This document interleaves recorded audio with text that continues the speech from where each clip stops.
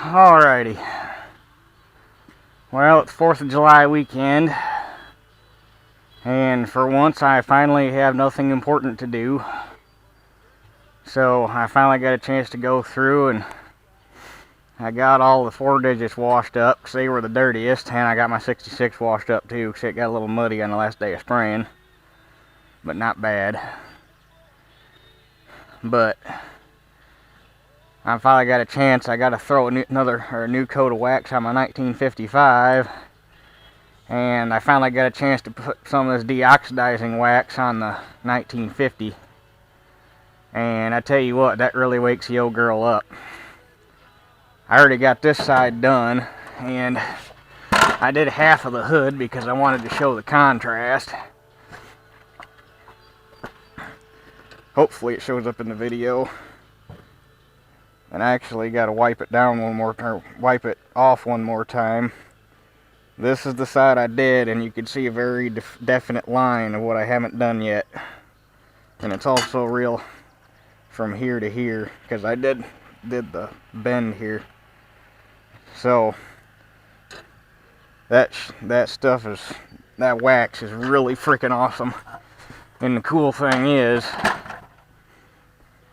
like, you come over here, the panel feels all gritty and stuff because of that white oxidation crap.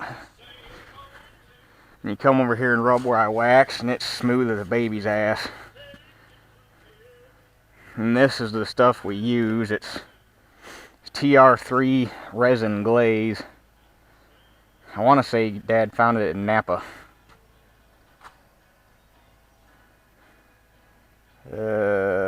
Painted surfaces, fiberglass, chrome, preserves and protects.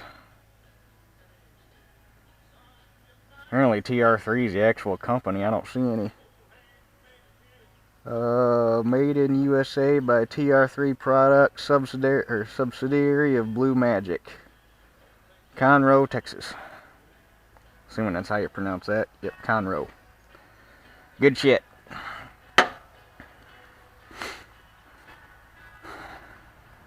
Now I can't do the... Well, I'm going to do the outside and the tops of the fenders just to make it look decent from the side, but I'm not going to do the whole fenders because I don't want to get tetanus. So I'm going to go ahead and hit the rest of this thing and show you the final result. Now that right there is a way to wake a paint job up. Thing looks like a completely different tractor now. I even hit the frame with it. So I got the tin done and looked at the tin and looked at the frame and looked at the tin and looked at the frame. It's like, well, that looks like shit. I didn't actually know how well it'd work on something that rough, but it actually worked pretty damn good.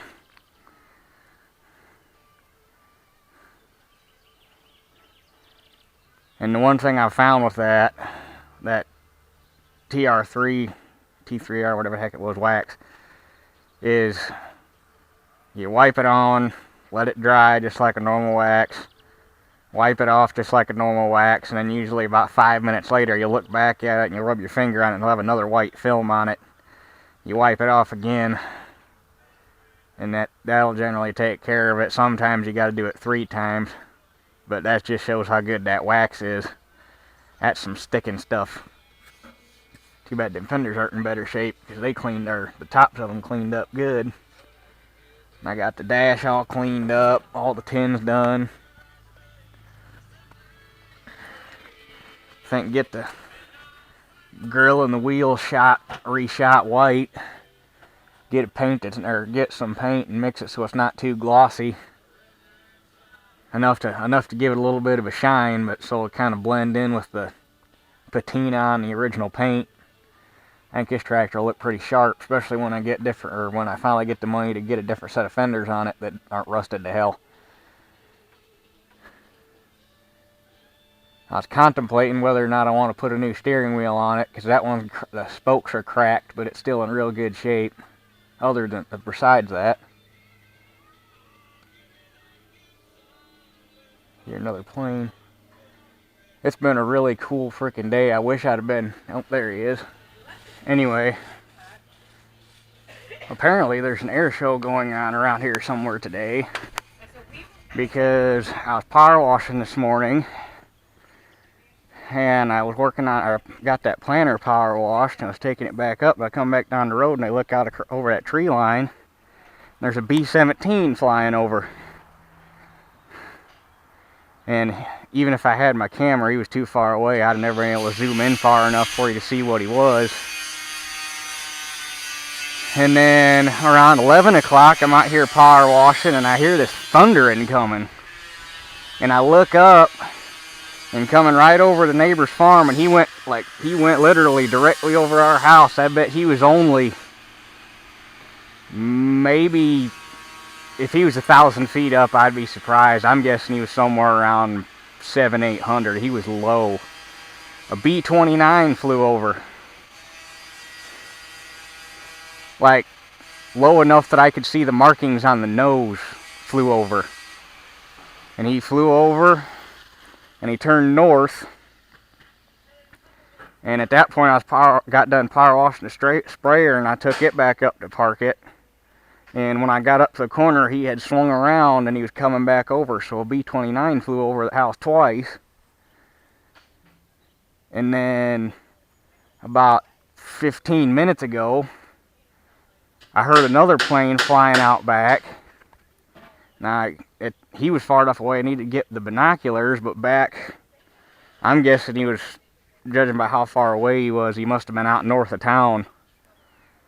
But I got the binoculars out, and there's a B-24 Liberator out flying circles. And there was also, I couldn't get, by the time I figured out what was going on and got the binoculars, I lost him, but there was also a fighter back there.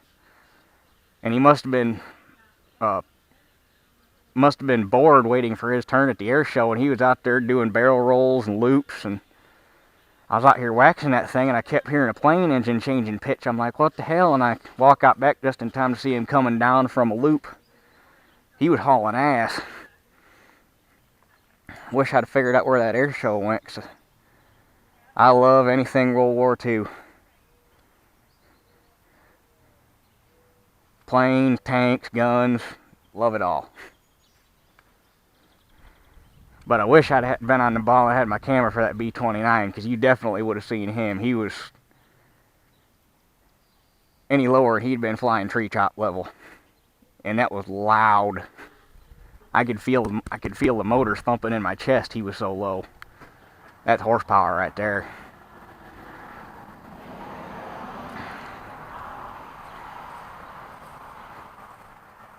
But anyway,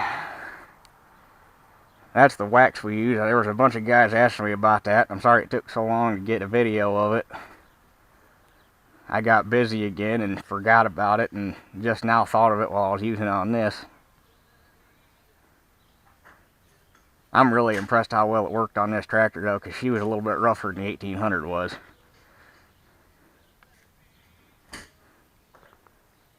But all in all, I'd call that one a success.